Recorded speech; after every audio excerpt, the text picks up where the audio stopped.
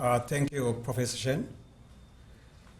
First, I would like to express my appreciation that Shanghai Forum has helped to deepen dialogue and debates on Asia and the world. And I'm very glad that this year, 2017, Shanghai Forum has included the African dimension. And I hope this will be an important agenda in the coming years. I would like to thank Fudan University, the Korean Foundation for Advanced Studies, and Fudan Development Institute for giving me the privilege to be a speaker at this important forum. And I would like to thank the distinguished speakers who have been able to share their perspectives.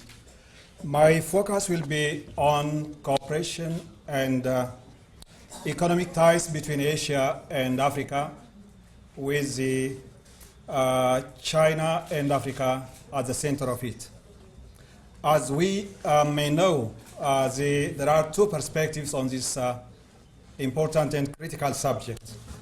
One is what may be called the Eurocentric perspective, which tries to portray the African-China cooperation as neo-colonialism.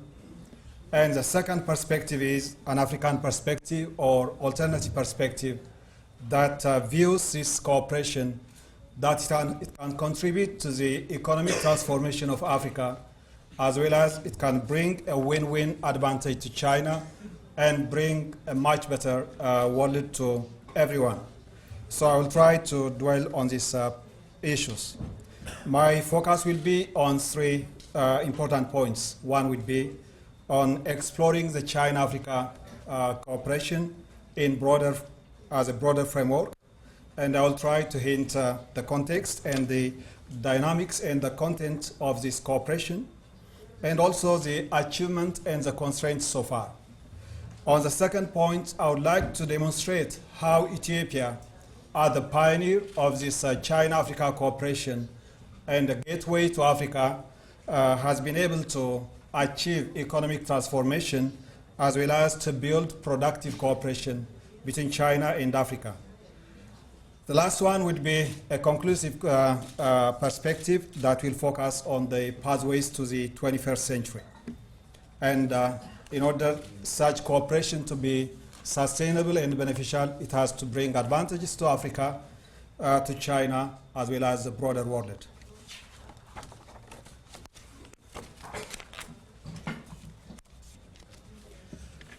First, we need to understand that the China-Africa cooperation has been able to be implemented and designed at a time when the global economy is stagnant, specifically after 2007 and 2008 financial crisis. And we also need to understand that we are in a very interconnected world, and whatever happens in one part of the globe will definitely affect the remaining part of the world in terms of economic dynamism, in terms of technological spillover, issues even related with migration, health, and terrorism. So with this interconnected world, every advantages and strengths we build will definitely have a much broader impact on the remaining part of the world.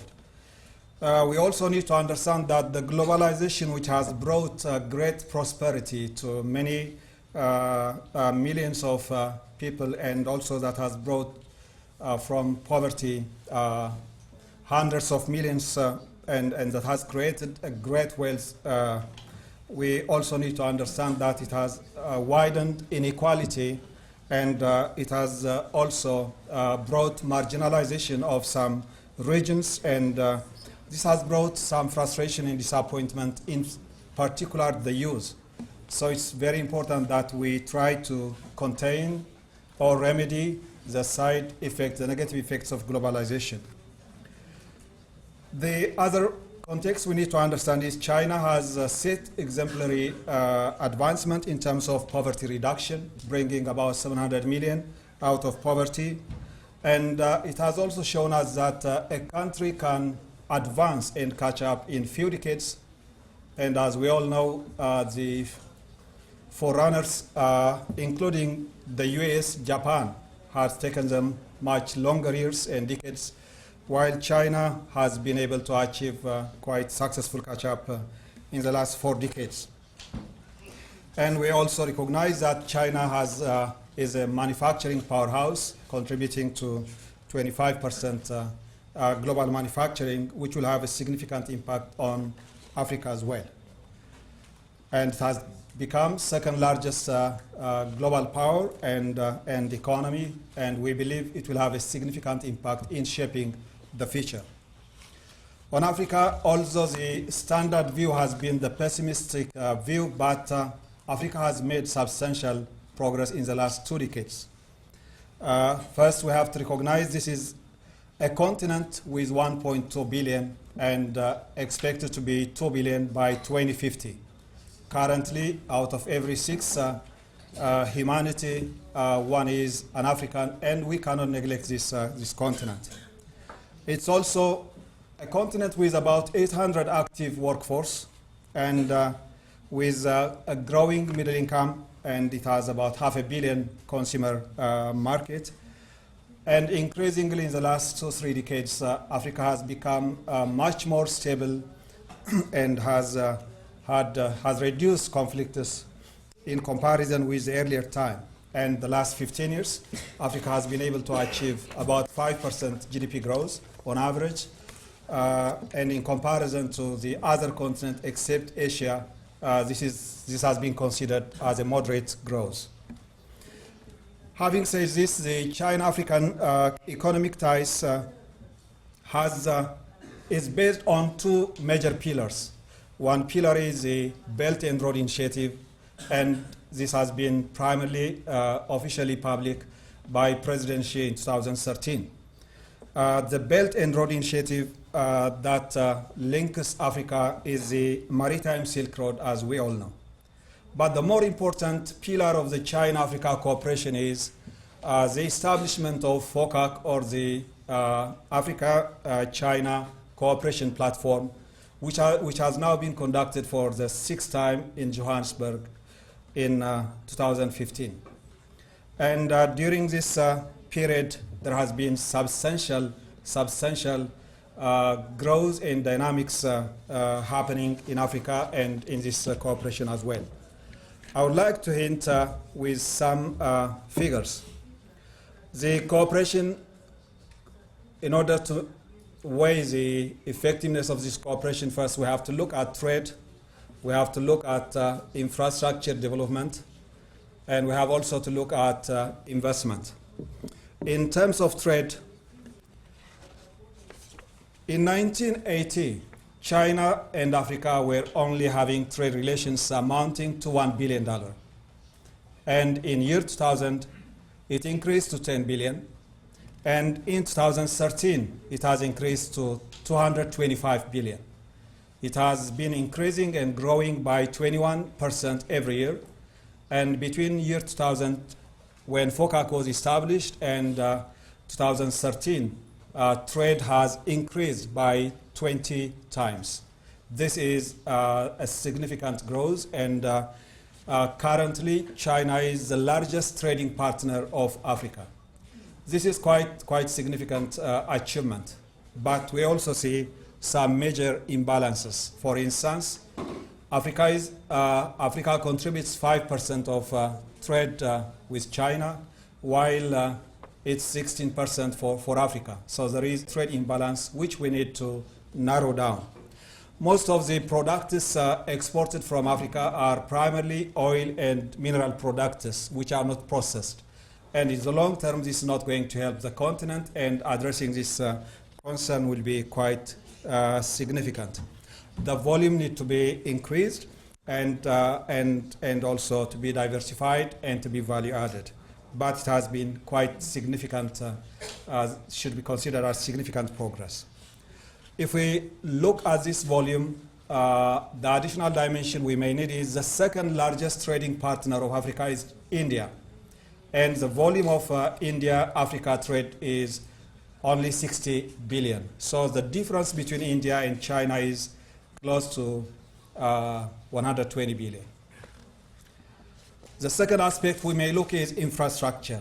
First, we need to understand that infrastructure has significant impact in poverty reduction, in improving, in narrowing inequality, and improving inclusiveness.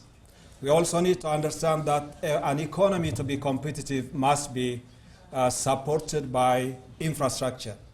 If we look at these two large countries, India and China, one of the key differences is the investment in infrastructure, which will have a significant impact in the competitiveness of the economy. Having said this, infrastructure has been an area where China has significantly contributed to Africa.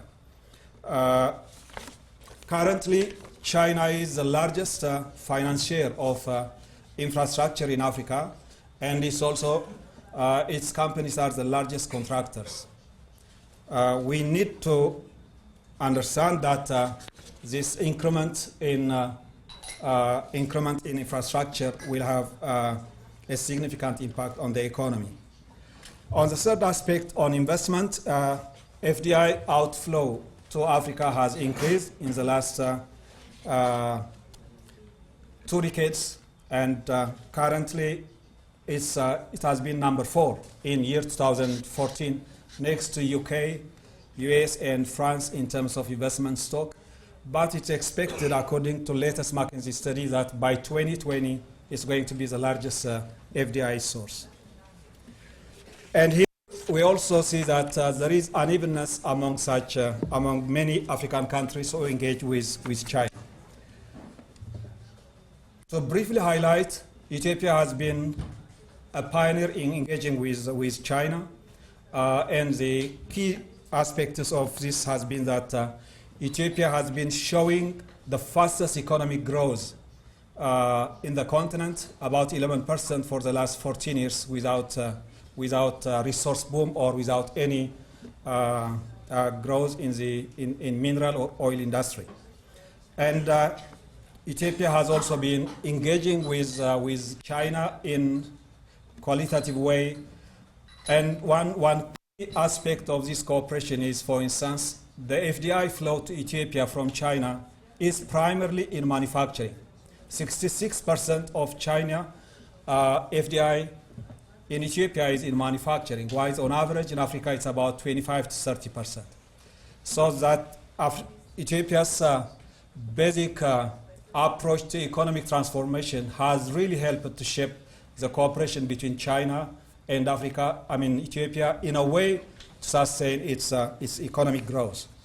Infrastructure has been the major focus of Ethiopia, and we had invested billions even from our own resources, and we are building energy, railway lines, transportation infrastructure, and we have been expanding universities and technical schools. And recently, we have focused on expansion of industrial parks.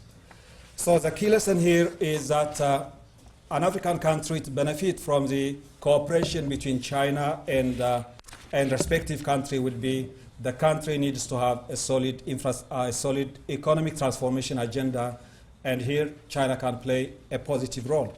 And for a partnership to be quite successful, an active engagement on both sides is quite important. Lastly, I would like to mention that the China-Ethiopia cooperation has covered, for instance, the construction of a railway line from Addis Ababa to Djibouti. It's electric powered, it's 120 kilometers, it's one of the most modern in the continent. In terms of energy, we have basically focused on clean energy and renewable energy, involving wind farms, involving hydropower, and we want to build on it. So sustainability is quite important. In terms of infrastructure programs, the way that we try to do is that we focus on quality infrastructure. We try to push Chinese companies to deliver on time and also to benefit from value for money. And the infrastructure programs in Ethiopia usually take quite short time.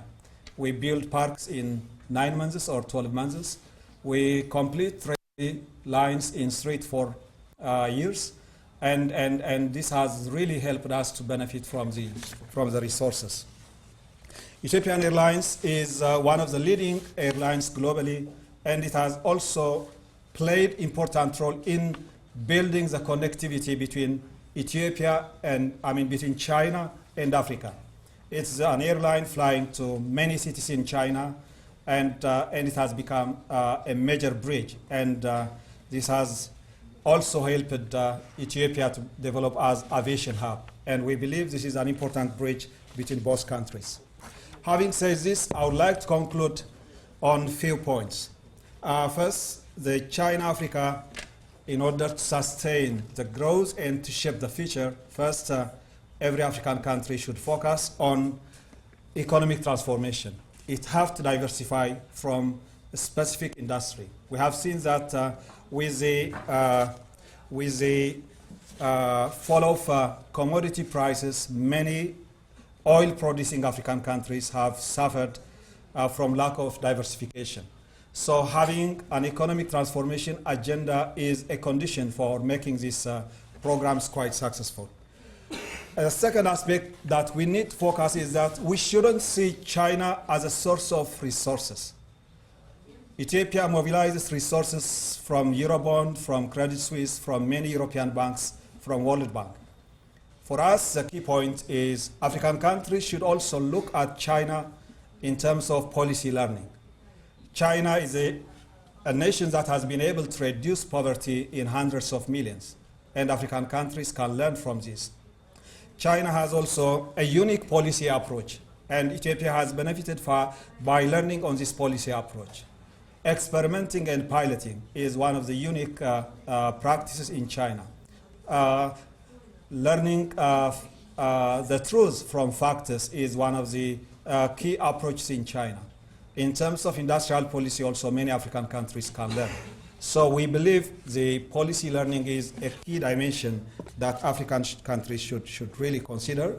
And developing the domestic linkages in terms of talent, local talent, management skills, and domestic industrialities is also quite important.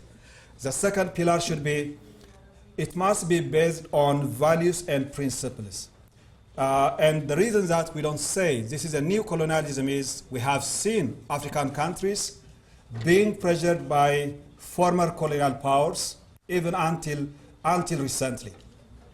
And the basis of partnership between China and Africa has been based on peaceful coexistence, on non-interference in domestic agendas, on mutual respect, on win-win agendas. This is very, very important. Africa has experienced the conditionality agenda of the World Bank, IMF, and many of its donors and partners. And African countries should be able to sit on driver's seat, and there should not be any interference in their local politics or domestic politics, be it in terms of building democracy or also respecting human rights. Democracy and human rights are built domestically and not transferred from external powers. So the cooperation has been based on values and principles which are central to UN Charter. Peaceful coexistence, non-interference, mutual respect are the key blocks of United Nations Charter. And we believe China should be continue to be committed to this. And China also should promote these values and principles in G20 summit and international platform. We also believe that all this cooperation will help Europe as well as other advanced economies. Europe's major concern is migration. And migration can be controlled from Africa if jobs are created in Africa. If the economic dynamism contributes to, in Africa also improves. So it really helps to reduce, to contain terrorism, to fight terrorism, to create a more stable world, and also to improve the livelihood of the poor wherever they are.